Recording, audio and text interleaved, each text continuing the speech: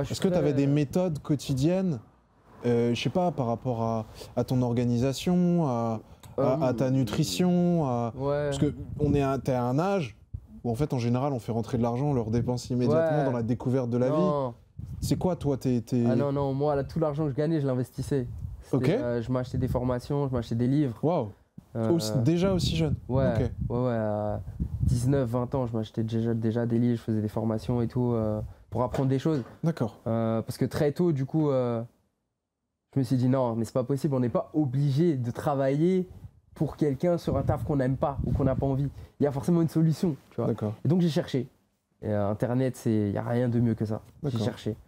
Et j'ai trouvé que le savoir était dans les livres ou sur Internet, qu'il y a d'autres gens qui sont passés par là avant toi.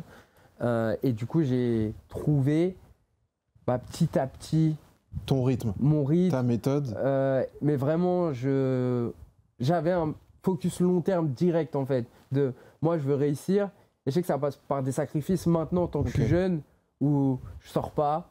Je dépense pas mon argent en te bois pour acheter des bouteilles, c'est complètement débile. Tu vois, j'avais déjà une moto, mais je la prenais pas tout le temps pour pas mettre trop d'essence, etc.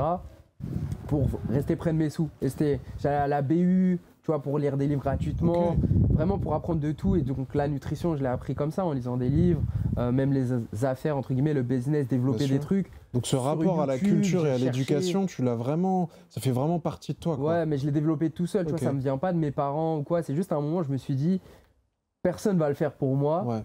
Et si je veux faire quelque chose, il faut que je trouve la solution par moi-même. Donc j'ai cherché. Tu te considères comme un self-made man? Ouais, totalement. Donc Morgan Charrière, champion du monde de MMA, c'est un self-made man? Ouais. Parce que la plupart des choses que je fais, mes parents, ils sont pas du tout de ce milieu. Il n'y a personne dans ma famille qui a pu me conseiller ou quoi que ce soit. Ça a vraiment été du on va voir, j'essaye, erreur, je fais autre chose, et j'essaye, erreur, etc. Même mes propres parents, ils me disaient, tu vois, ils comprenaient pas trop ce que je faisais sur Internet. Quand j'essayais de développer des trucs, mes premiers business, quand je testais des trucs, ils me prenaient pour un fou, tu vois. Mais moi, j'avais conscience que tu étais déjà sur le long terme, je suis dans le vrai. Et que tu avais trouvé ta zone. Faut que je trouve la méthode, faut que je trouve le truc, tu vois. Parce qu'il y en a d'autres qui vivaient d'autres choses.